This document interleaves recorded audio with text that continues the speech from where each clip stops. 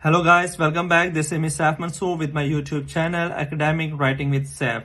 And this video will give you a chance to review your common grammatical mistakes that English learners made even at their advanced level. Moreover, this video is also helpful for those students who are struggling with their essay writing techniques, especially for art students. And at the end of video, don't forget to share and subscribe my YouTube channel. And I hope this video will help you to improve your essay writing techniques. Thank you so much. Let's start it. The first one is a difference between may and might. May indicates a possibility, and on the other hand, might indicates a hypothetical probability. Just for example, I may quit my job even though I'm good at it. And second one, I might get fired. And next is to learn the difference between affect and effect. Affect implies action. Just for example, I want to affect the word in a positive way, said John. And effect describes its result. The effects of your intention should be good, replied her friend. And generally, we use affect as a verb, as an action word, and effect as a noun and an object word. The next is to learn the difference between few and the less. The less should be used for something that is uncountable. For example, less dirt, less honest. And second one, few should be used for countable or for things that can be quantified. For example, fewer people, fewer cars, and fewer accidents. And we have two examples. First one, I do less work at weekends than I used to. Here, work is a uncountable noun. This is the reason we use less with work. And better cycles routine would mean fewer cars and the fewer accidents. Here, cars and accidents are a countable noun. This is the reason we used fewer with cars and accidents. And the next possible grammatical error is about shared possessions. And if you are sharing something, then it is enough to use one apostrophe. And this apostrophe will come to the last one. For example, this is Tim and Andy house. And we have one more example. Jack and Jill's houses means they both own the houses. And the next one is to learn the difference between can and may. Can implies an ability, permission, and possibility. On the other hand, may implies a possibility. And but one thing important to note is that can and may overlap in context of possibility and permission. We have some examples. For example, birds can fly, and this is ability. And second one, when rolling two dice, the resulting amount can be 2 through 12. This is the possibility. Can I use your bathroom? This is again permission. Yes, you can use the bathroom. This is again permission. And may you find peace. This is a wish. This is the reason we always use wish. We always use the word may to represent a wish. Second one, it may rain tomorrow. This is possibility. And may I use your bathroom? This is again, he asking about a permission. Yes, you may use the bathroom. This is again to answer of previous permission. The next grammatical error is about the use of who and that. This one is a tricky. And when you are describing a person, be sure to use the word who. For example, Lindsay is a blogger who like ice cream. And on the other hand, when you are describing an object, use that. For example, you should say, her computer is the one that overheat all the time. It's a pretty simple, but definitely something that gets overlooked frequently. The next grammatical error is about the difference between the and then versus the and then. The and then is a conjunction used mainly to make comparison between two different things, like saying one thing was better than other. And the and then is a mainly an adverb used to situate actions in time. Just for example, my dinner was better than yours, and this is the comparison between two dinners. And the second one, we made dinner and then we ate it. And here the word th and then, actually this is the sequence of actions. And the next grammatical error is about subject verb agreements. And the rule is, if the subject is singular, the verb must be singular. And if the subject is plural, the verb must be plural as well. For example, these recipes is good for beginning chef. And here, these recipes, actually, this is a plural. And this is the reason we cannot use the helping verb is. And correct is, these recipes are good for beginning chefs. Another common grammar mistake is ending a sentence with a preposition. A preposition, by its nature, indicates that another word will follow it. However, in our casual conversation, this type of error is not a big deal, but you should avoid this mistake in your writing. For example, what reason did he come here for? And this is incorrect. And but what's the correct version of this sentence? For what reason did he come here? The next is to learn the difference between well and good. One of the most common grammatical error is mixing up well and good. In general, what's the rule? In general, well is an adverb while good is an adjective. For example, I am doing good in math. This is incorrect. And what's the correct version? I am doing well in math.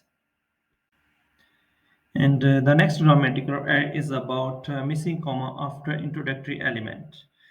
A comma should be used after an introductory word, phrase, or clause.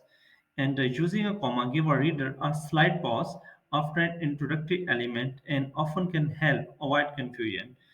For example, in case you have not noticed any real name does not appear in the article. This is incorrect. And but if we put a comma after noticed, we can get a clear picture of a sentence. For example, if in case you have not noticed, comma, and this is an introductory clause. And second one, my real name does not appear in the article.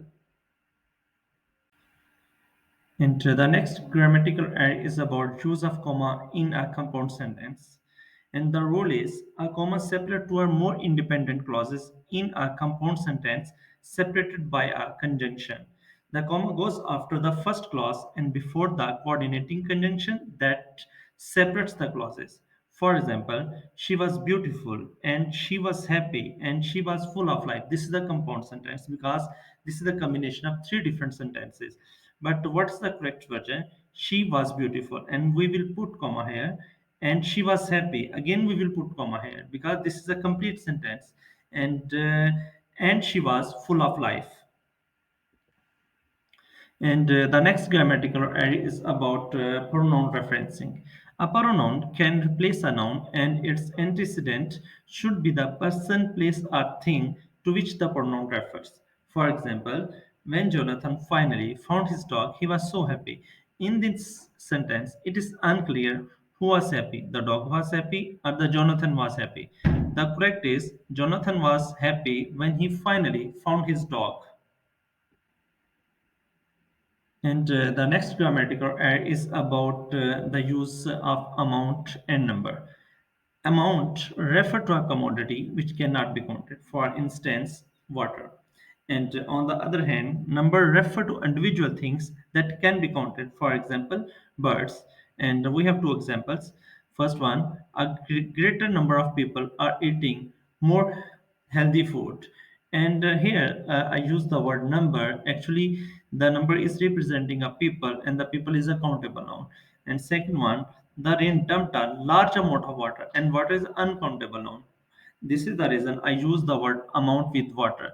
The rain dumped a large amount of water on a country than is average for a month. The next mistake is about the use of invite and invitation. This mistake is now so common that it is almost accepted as an alternative. But if you really want to speak English properly, you should avoid it. And what's the rule? Invite is a verb to invite. It refers to asking someone if they had like to do something or go somewhere. And on the other hand, invitation is a noun, an invitation. It refers to actual message, asking someone if they would like to do something or go somewhere. And for example, I have not responded to her invitation yet. And second one, she sent me an invitation. His invitation is an actual noun, it's an actual message. And last one, I'm going to invite. This is going to invite. To invite. This is actually verb. This is I use the word to invite in this sentence. I am going to invite her to join us. And the next is to learn the difference between who and whom. Who refers to the subject of sentence, and on the other hand, whom refers to the object of any sentence. For example, whom shall I invite? And who is responsible? And the third one, he was the only person who wanted to come. Here's the I use the word who. It is representing a subject of a sentence. That is the word he. And the next is the use of correct preposition with word merit. And the rule is true is a correct preposition that we can choose with the word merit. For example, she married with an engineer. This is an incorrect preposition with that we use here with merit. And correct is she married to an engineer. The next grammatical error is about the use of but and although together. And the rule is if the sentence starts with although, then we cannot use with the other part of the sentence. For example, although it was raining, but we went to the market. Here we cannot use the word but.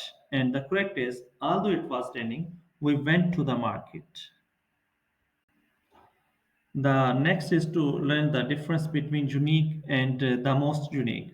And the rule is adjectives like unique, ideal, entire, extreme, perfect do not admit different degrees of comparison. And for example, this is the most unique dress. This is incorrect. We cannot use the word most with the unique. And the correct is this is the unique dress. And second one, this job is perfect for him. And third one, these conditions are ideal. We cannot use the word most ideal, the most perfect. Moving further, the next is to learn the difference between true and enough. And the rule is true is used before adjectives and adverb. And on the other hand, enough is used before nouns. For example, I don't have enough time. And the ring was too small. And the next possible mistakes is about the possessions shared by two person. And the rule is we will use apostrophe only after the name of the second person. For example, it is Smith's and Peter car. This is wrong because we used here the apostrophe with both of the persons, with Smith and the Peter. And the correct is it is Smith and Peter's car. And next is this is Mark and Smith's house. And the next is the use of helping verbs with the indefinite pronouns such as each, none, neither. For example, each of the cars are fast, and the rule is we always use a singular verb with the indefinite pronoun. So the what is the correct? Each of the cars is fast. And second one, neither of them is my classmate. And third example is one of my friends is absent. And the next is use of further and further. The further refer to physical distance, and the further refer to moreover, in addition, and to a greater extent. For example, we will drive no further tonight, and this is incorrect. Yes, we will drive no further tonight because here the word further is referring to a physical distance between 2 points. And the second one, New Delhi is farther from Mumbai than from Noida. And the last one, we need to discuss this further. And the next mistake is associated with the difference between among and between. The rule is we use between when compare we are making comparison between two choices, and we use the word among when we are making choice between three or more. And for example, she could not decide among the two shirts. Here we are making comparison between two shirts. This is the reason we cannot use the word among, and we will use here the word between. And the correct is she could not decide between two shirts. And one more example, they had to choose the winner among the five competing teams. And here are we have a five different competing teams, and these are more than two. This is the reason we are using the word among in this sentence. And the next is to learn the difference between the use of since and for. And the rule is preposition for indicates the length of a period of time from one point to another point. And on the other hand, preposition since is used for a precise moment in time. You can say specific moment in a time. And for example, for 20 minutes, for 3 days, for 6 months, and for 4 years, for 2 centuries, for a long time. These are all the indicate a period of different time period. And on other hand, if you go a specific time frame, just like since 9 a.m., since Monday, since January, since 1997, since 1500, since I left school, and the next is the use of phrase if I were. And the rule is if we are wishing something, then we use were after I. For example, if I were the prime minister. And second one, if I were given the chance. And thank you so much for watching this video. And don't forget to share with other ones. Thank you so much.